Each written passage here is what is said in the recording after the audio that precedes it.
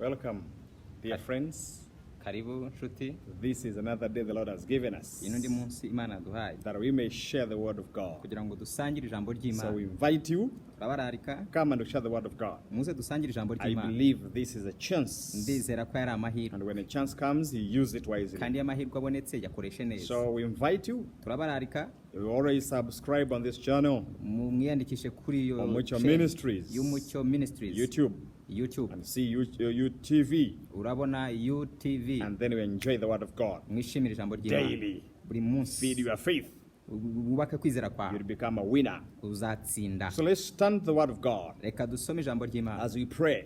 dusenga. Father, in the name of Jesus, Data mu izina rya we Yesu thank you for this chance. turagushimira ku bw'aya These mahirwe. are your people. Aba ni abantu We bawe welcome your presence. twakiriye kubaho kwawe. Come and be with us. Ngwino ubane natwe. Come and set us Ngwino free tubohore through your word. biciye mu ijambo Draw ryawe. us closer to you Twiyegereze kuri through your wowe word. biciye mu ijambo Give ryawe. us a new testimony Giha ubuhamya bushya through your word. biciye mu ijambo You ryawe. can reach anybody Wagera kuri buri wese through your presence. biciye mu kubaho Let your kwawe. presence be upon everybody. Reka kubaho kwawe kube kuri buri wese Through listening, biciye mu through kumva watching, no kubona. let everybody be transformed. Reka buri wese ahindurwe In Jesus' mighty mu name. izina rya Yesu rikomeye. Amen. Amen. Dear friend, Nshuti, today's sermon, icyigisho cy'uyu munsi we are seeing how to overcome the mighty things in your life. tugiye kureba uko ushobora gutsinda ibihangange mu buzima bwawe. Overcoming the mighty things in your life. Gutsinda ibihangange mu We are buzima born bwawe. from different families. Twavukiye mu miryango itandukanye. Through different families, we have different challenges. Mu iyo miryango itandukanye duhura n'ibibazo There are some byinshi. challenges that are mighty things in your life that stop you from reaching a certain level. Hari ibibazo byinshi wahuye nabyo bikomeye bikubuza kugera ku So no rwego. matter how mighty they may be, there is always someone powerful than those things. Utitaye uko bikomeye kose hari ukomeye kubirusha. That's why we trust God. Niyo mpamvu twizera Imana. So there is a way you can overcome such a mighty things in your life. Rero hari uburyo ushobora gutsinda ibyo bikomeye mu buzima bwawe. Let's turn our Bibles Reka dusome to 2 Kings chapter 4. mu Bami ba kabiri ibice 4. We are beginning with the verses 1. Turahera ku murongo wa mbere. Read for us. Reka dusome. Elisa akiza umupfakazi umwenda yari amurimo. Elisa akiza umupfakazi umwenda yari arimo. Bukeye umugore umwe wo mu bagore b'abahanuzi asanga Elisa aramutakambira ati umugaragu wawe ari we mugabo wanjye yarapfuye kandi uzi ko uwo mugaragu wawe yubahaga Uwiteka none umwishyuza araje arashaka kujyana abana banjye bombi tukabagira imbatazi. Verses 6. Murongo wa 6. Nuko ibyo bintu bimaze kuzura abwira umuhungu we ati ongera unzanire ikindi kintu. Nawe aramusubiza ati nta kindi gisigaye. Uwo mwanya amavuta arorera kuza. Thank you. The Bible says in 2 Kings chapter 4 verses 1, the wife of a man from the company of the prophets cried out to Elisha, your servant my husband is dead, and you know that he revered the Lord. But now his creditors is coming to take my 2 boys as his slaves. Elisha replied to her, how can I help you? Tell me, what do you have in your house? Your servant has nothing there at all, she said, except a little oil. Elisha said, go around and ask all your neighbors for empty jars. Don't ask for just a few. Go inside and shut the door behind you and your sons.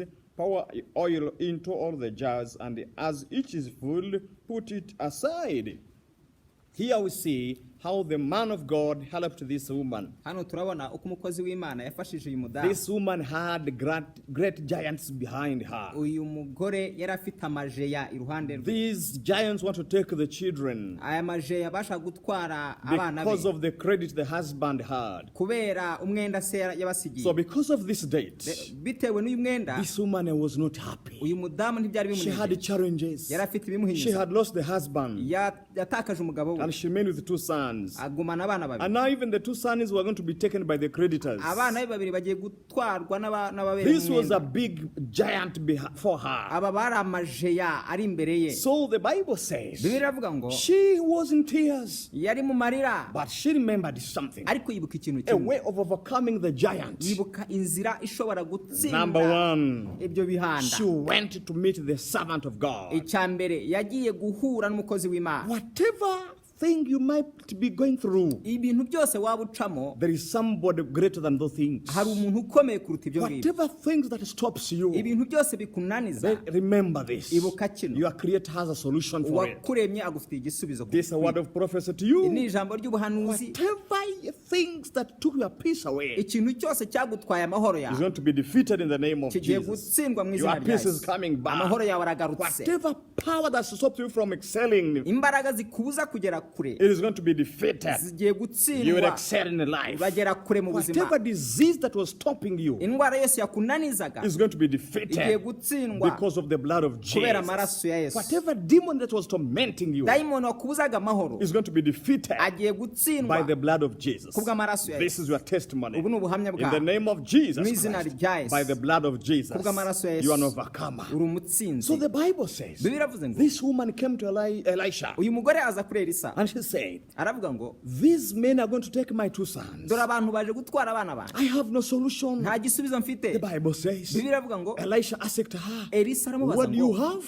aramubaza n'icyo ufite. She said, aravuga ngo I have nothing at home nta kintu mfite mu rugo except a little oil. uretse utuvuta duke. So because of the challenges she was going through, bitewe n'ibyo yacagamo she didn't understand that she had a solution. ntiyigeze amenya ko afite But igisubizo, because of the grace of God, ariko kubw'ubuntu she bw'Imana understood something that would help her. asobanukirwa ikintu I cyamufasha. don't know what you're going through. ntabwo nzi ibyo ucamo I nawe, don't know what stops you from sleeping. ntabwo nzi ibikubuza ibitotsi. Maybe there are challenges stopping you to getting married. wasanga ari ibituma udashaka, Maybe there are challenges that stops you from being successful in business. wasanga ari ibituma utagera kure mu Let me remind you bucuruzi. this. reka nkwibutse ikintu, Your Creator has a solution. uwakuremye afite The igisubizo. Bible says, Bibiliya iravuga ngo this woman went to Elisha. uyu mugore ajya kuri She Elisa cried to him. aramuririra, And she was helped kandi to yarafashijwe discover what can be the solution to her problem. amenya icyaba igisubizo ku kibazo There cye. are many families hari imiryango myinshi that have been challenged by those demons. yahinyujwe The n'abadayimoni, others that are attacked at night.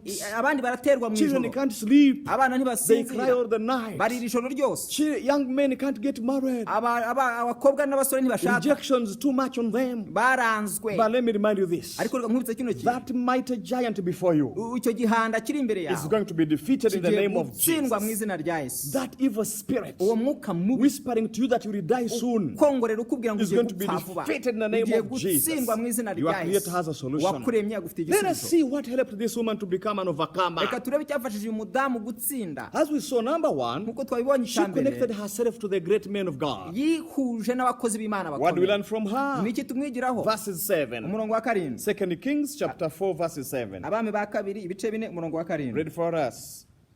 hanyuma asanga uwo muntu w'Imana arabimubwira, nawe ati genda ugurisha ayo mavuta wishyura umwenda wawe, asigara agutungane n'abana bawe. She went and told the man of God, and he said, go sell all oil, pay your debts, and you shall enjoy with your sons. Here we see that she went to the man of God. hano turabona ko yasanze umukozi w'Imana. Number one, she helped her to discover what can help her at home. icya mbere yamufashije kumenya icyamufasha mu rugo. Number two, icya kabiri she was helped to know how to use what she has. yafashijwe kumenya gukoresha ibyo yari afite. That was how she got through. uko niko byaciyemo, And the challenge was defeated. ikibazo cye kiratsindwa. What do we learn from her? niki tumwigiraho? Number one, icya mbere she saved her children. yakijije abana be. Number two, icya kabiri the reproach of her life caused by poverty was taken over. igisebo cy'ubukene cyari ku buzima bwe cyakuweho. Number three, icya gatatu she got the skills of business. yahawe ubushobozi n'ubumenyi bwo Because the gucuruza. Bible says in 2 Kings chapter 4 verses 7, uko Bibiliya iravuga mu bami ba kabiri ibice 2 umurongo wa the karindwi, man of God told her, go and sell umukozi w'Imana aramubwira ngo genda ugurishe that oil. ayo mavuta. So she got the skills of selling. yakira ubumenyi bwo She gucuruza, discovered within her asobanukirwa that ko she muri can we do business as well. ko ashobora kuba umucuruzi nawe. Number four, icya kane she began a new life without debts. yatangiye ubuzima budafite amadeni. This is your lifestyle. ubu ni ubuzima bwawe nawe. Because of the grace of God upon your life, kubera ubuntu bw'Imana buri ku buzima bwawe, declare this to you. ndatangaza kino ku You buzima shall not bwawe lose what you have in the name ntabwo of uzongera Jesus. kubura ibyo ufite mu izina This rya is a yesu prophecy to ubu ni you. ubuhanuzi You will bwawe never lose your children. ntuzabura abana bawe You will never live in reproach anymore. ntuzongera kuba mu gisebo In the name n'igisuzuguriro of mu Jesus, izina rya I yesu declare this. New ndabitangaza life kuri style wowe has allocated you now. ubuzima bwawe bugiye In the name gutungana of Jesus mu Christ, izina rya I yesu declare kristo this. ndabitangaza Receive power that takes you to another akira level. imbaraga zikujyana ku In rundi the rwego name of mu Jesus, izina rya yesu whatever kind of power that was limiting you imbaraga zakunanizaga will zose never limit you anymore. zizongera kugutangira Many times, akenshi we find mighty things in our lives dusanga ibintu bikomeye mu buzima caused bwacu by other people. byatewe n'abantu They may have wrong report upon your life. ugasanga hari imvugo mbi iri ku They buzima may bwawe speak evil words against your marriage, bakavuga amagambo mabi ku rushako and rwawe that may become a challenge to your life. ibyo bikaba ibibazo mu But the buzima good news bwawe is, ariko amakuru the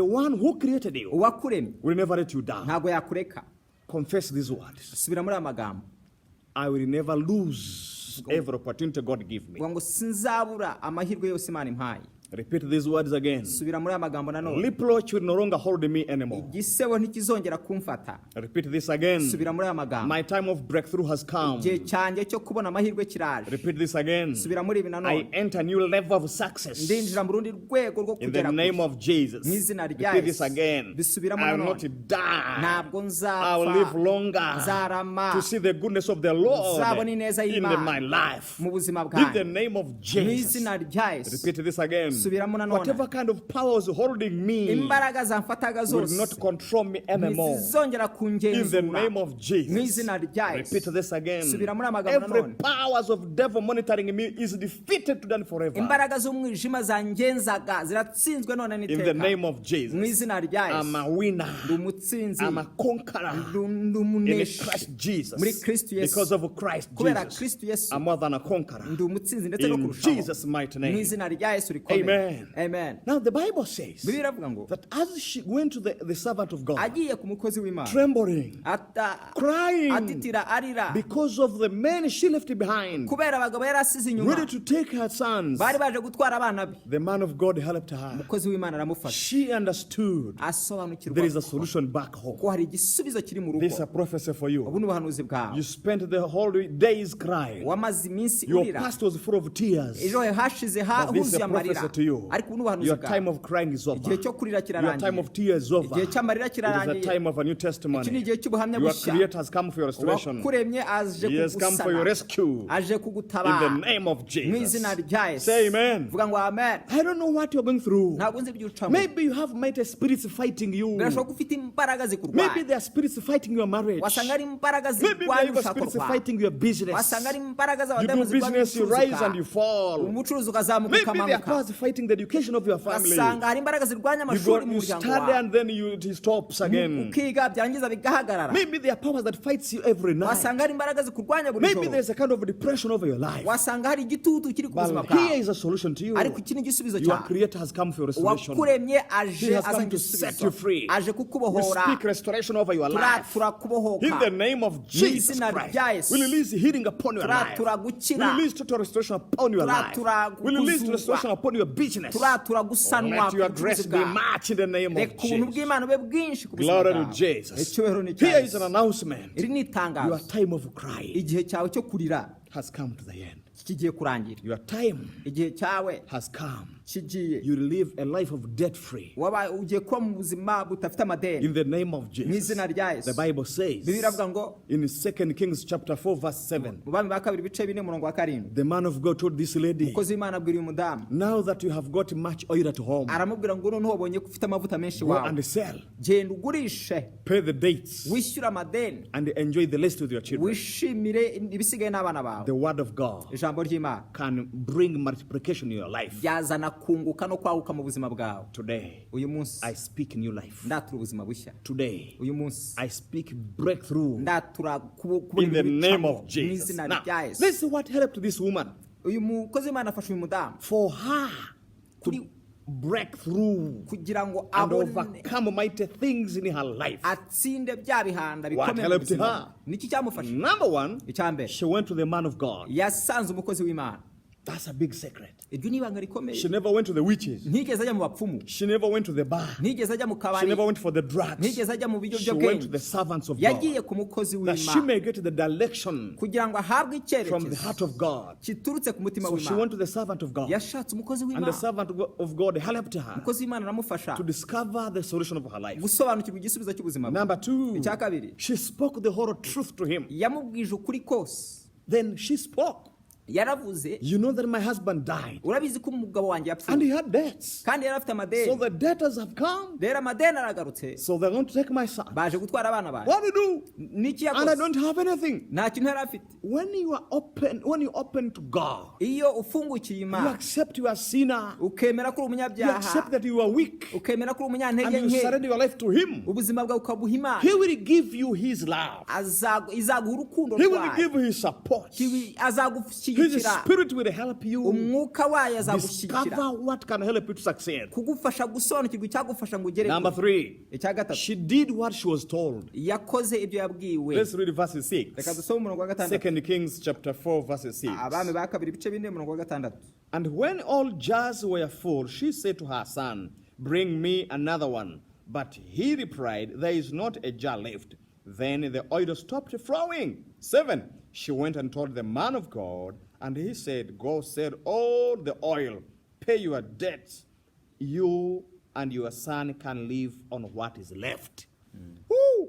So she went and told the man of God, Yaragiye abwira umukozi w'Imana. and the man of God gave her work to do. Umukozi w'Imana amuha icyo gukora. God, Aramubwira ngo genda pour the little oil ayo mavuta make in the ufite containers uyasuke mu in your bikoresho house mu nzu and yawe, get containers from the neighborhood hanyuma ushake ibyo bikoresho mu and baturanyi, fill the little oil in those jars. ubyuzuzemo twa tuvuta duke. The Bible says Biravuga ngo, she did as the servant of God said, yakoze nk'uko umukozi w'Imana and amubwiye, it was much before her. biba byinshi imbere And ye. when she saw the things have become much, Abonye ibintu byabaye she byinshi, went again to the servant of God. asubira ku mukozi We w'Imana. have many friends of ours Dufite inshuti nyinshi who za love Jesus bakunda Yesu when they have little things. mu gihe bafite bike, And when things become much, ariko ibintu byaba they byinshi don't come back to God. ntibagaruka ku Mana. But to her, Ariko kuri we, she is an exceptional woman. we ni umugore udasanzwe. This is how we become overcomers in life. Uku niko tuba abantu batsinda mu Even when you buzima. have lots of things, N'igihe waba ufite ibintu have byinshi, time for God. shaka igihe Even when cy'Imana. you have little things, Niyo waba ufite ibintu bike, come to God. ngwino ku Even Mana. when you get promotion, Niyo wazamurwa mu even when you ntera, get married, niyo even washaka, when people celebrate you, niyo abantu baba bagusingiza, have time for shaka God. igihe So cy'Imana. she came to the servant of Rero God. agaruka ku mukozi She said, w'Imana. now we have lots of oil at home. Aravuga ati ubu dufite amavuta menshi iwacu. Containers are full. Ibikoresho And biruzuye. he told her, Aramubwira ngo go, genda sell the oil you have, ugurishe amavuta pay the ufite, debts, wishyure the amadeni, rest will feed you with your sons. ibisigaye bizagutungana n'abana bawe. Remember this. Ibuka kino, She came first when she had empty hands mbere yaje ntacyo afite, with the problems at home. afite ibibazo mu rugo. Step 2, Intambwe ya she kabiri, has come when she has lots of oil at home. agarutse noneho afite amavuta menshi And she wawe, was given direction again. ahabwa nanone icyerekezo What to do when you have much. n'icyo ukora ifite byinshi. She wants how to overcome the challenges in her life. Yashakaga kubona uko atsinda ibibazo mu buzima bwe. I don't know the level where you are on. Ntabwo nzi urwego uriho, Maybe you don't have much. birashoboka ko udafite You have bihagije, little. ukaba ufite duke, Maybe you have much. cyangwa ufite byinshi Whatever bihagije. level you may be on, Urwego rwose waba uriho, you still need the guidance of the men of God. ukeneye guhabwa icyerekezo n'abakozi You b'Imana. need to have some guidance in life. Ukeneye guhabwa ingingo There are zikuyobora mu some buzima. challenges that comes to you, Hari ibibazo bikugana when you have bigusanga little, igihe ufite and there are duke, challenges that comes to you when you have much. hari n'ibiza bikugana We igihe have ufite seen byinshi. many friends of ours Twabonye inshuti nyinshi zacu who love each other in marriage bakundana mu rushako, when they have little, mu gihe bafite duke, and when they get much, bamara kugwiza they divorce. bagatandukana. Why? Kubera iki? When much things come, Iyo ibintu byinshi they bije, forget they need guidance from the servants of God. bibagirwa ko bakeneye kugirwa inama You n'abakozi need to be b'Imana. taught the word of God. Ni byiza ko wigishwa You ijambo need to be ry'Imana. reminded how to Ni pray. byiza ko wibutswa You need to be ugasenga. reminded why to Ni pray. byiza ko wibutswa impamvu yo You need to be gusenga. reminded how to fight for your Ni marriage. byiza ko wibutswa uko ushobora kurwana mu gushaka Overcoming kwawe, mighty things in your life. gutsinda ibihana mu This is buzima a bwawe. question to you. Iki ni ikibazo nkubaza. Where do you meet meet giants in your life? ni hehe uhura n'ibihanda mu Do you buzima meet bwawe giants that challenge you in marriage? ni hehe ese uhura n'ibihanda mu Do rushako you meet rwawe giants fighting you in place of work? ese uhura n'ibihanda bikurwanya mu kazi Do you kawe meet challenges during mentoring your children? ese uhura n'ibihanda mu gihe cyo kurera abana bawe Whatever kind of level you may be on, urwego rwose waba uriho you need the guidance of the Lord. ukeneye kuyoborwa So n'Imana the Bible says Bibiliya iravuga ngo they got a solution for their challenges. babonye igisubizo She cy'ibibazo saved byabo her children. atabara abana be Those who were against her, abamurwanyaga they went back rejoicing. basubirayo bishimye They got what they kuko wanted, babonye ibyo bashakaga money, amafaranga and bashakaga she got her children, hanyuma unabafata abana and be then she had much again to feed her children. kandi asigarana byinshi byo gutunga abana be She got a solution. yabonye She igisubizo overcame the challenge. atsinda ibibazo I pray for you now. ndagusengera Whatever kind of challenge you have, ikibazo waba ucamo those cyose mighty challenges you have, ibyo bihanda by'ibibazo I ucamo speak prophetic word to you. ndatura ijambo They ry'ubuhanuzi will no buzima bwawe. longer influence your spirit. ntibizongera They will kukuganza no mu longer mwuka. influence your faith. ntibizongera kuganza They will no kwizera longer kwawe influence your love. ntibizongera kuganza They will no urukundo longer rwawe influence your career. ntibizongera In the kurwanya name of kariyeri yawe Jesus Christ, n'izina rya every Yesu evil power imbaraga zose that was z'umwijima fighting your success, zarwanyaga gutera imbere we declare kwawe they are defeated in the name of turatangaza ko Jesus Christ. zitsinzwe mu izina rya Every Yesu evil power, imbaraga mbi z'umwijima every evil challenge, icyakurwanyaga every kituruka ku evil mwanzi dream, inzozi mbi every zose evil spoken word, buri jambo ribi we ryavuzwe destroy their powers upon your life. turatatanya imbaraga In the zawe ku buzima name bwawe of Jesus mu Christ, izina rya we Yesu speak Kristo rebirth into your life. turatura kubohoka ku We buzima bwawe speak restoration to your life. guhemburwa ku In the buzima bwawe mighty name of mu izina Jesus. rya Yesu rikomeye Those evil dreams izo nzozi will mbi never attack you anymore. ntizizongera Those kukugarukaho evil ukundi. thoughts ibyo bitekerezo will bibi never take your peace anymore. ntibizongera gutwara In amahoro the yawe name of mu Jesus izina Christ. rya Yesu Kristo Amen. amen This is a prayer iri ni isengesho that can change your life. rishobora guhindura ubuzima bwawe If you have never given your life to niba Jesus, utarakizwa I challenge you today. uyu munsi ndaguhinyuza Give Jesus your life. aha Yesu ubuzima bwawe Then he will help you. azagufasha He will guide you azakuyobora in all steps of life. mu ntambwe zose z'ubuzima So if you have never given your life to niba Jesus, utarakizwa repeat this prayer. subira muri iri Say, sengero Lord Jesus, vuga ngo mwami Yesu I give you my life. nguhaye ubuzima I bwawe surrender my life to you. ubuzima bwanjye Be ndabukweguriye the Lord and mbere Savior. umwami of my n'umukiza life. w'ubuzima bwanjye I'm saved today. I'm ndakijijwe born again. Holy ndakijijwe Spirit, mwuka wera guide me. nyobora Be in me. ngwino ube muri Use me for your glory. nkoresha kubw'icyubahiro In cyawe Jesus' mighty mu name. izina rya Yesu rikomeye Amen. amen My friends, I'm going to pray with you too. nshuti ndashaka gusengana nawe kandi Maybe you have a challenge. birashoboka ko ufite ibibazo It may be in business. ushobora kuba ari mu It bucuruzi may be in marriage. mu rushako It may be in upbringing your children. cyangwa mu kurera abana It may bawe be in relationship. cyangwa se mu mibanire Whatever kind of challenge you have, ikibazo waba ufite cyose pray with me. dusengane As I pray, you pray too. senga nawe usenge And we expect God to come kandi down turizera ko imana iri and bumanuke change your life. igahindura ubuzima In the bwawe name of mu Jesus. izina rya Let's Yesu pray. reka dusenge Father, in the name of data mu Jesus, izina rya I Yesu pray for your children. sengera abana bawe No matter whatever they go through, ntitaye ku byo no bacamo matter challenge before them, ntotaye ibibazo I biri imbere remind yawe that challenge ndibutsa icyo that kibazo above you challenge, ko hejuru yawe there is a ikibazo high we power of hari God. imbaraga There is the zikomeye fire of the z'Imana. Holy Ghost. hari umuriro There w'umwuka is the wera fire. hari I umuriro release heavenly fire ndamanura umuriro upon w'ijuru those evil challenges, kuri ibyo bibazo upon bibi the servants byose of God. ku bakozi In bawe the name of mu Jesus, izina rya I set Yesu them free. ndababohora I declare liberty. ndatangaza I set kubohora free their marriages. ndabohora I urushako set rwabo free their children. ndabohora I urubyaro set free their rwabo businesses. ndabohora I ubucuruzi set free their bwabo health. ndabohora In ubuzima the name bwabo of mu Jesus, izina rya whatever kind of Yesu limitation that icyabananizaga was their cyose life, cyari mu buzima I bwabo declare you defeated. ndatangaza ngo In the name of gitsindwa Jesus, the mu children izina of God rya are set Yesu. free. bana b'Imana In the barabohotse name of mu Jesus, izina rya they will never be Yesu limited anymore. ntabwo muzongera In the gutangira name of ukundi Jesus, mu izina rya repeat Yesu these words. subira muri amagambo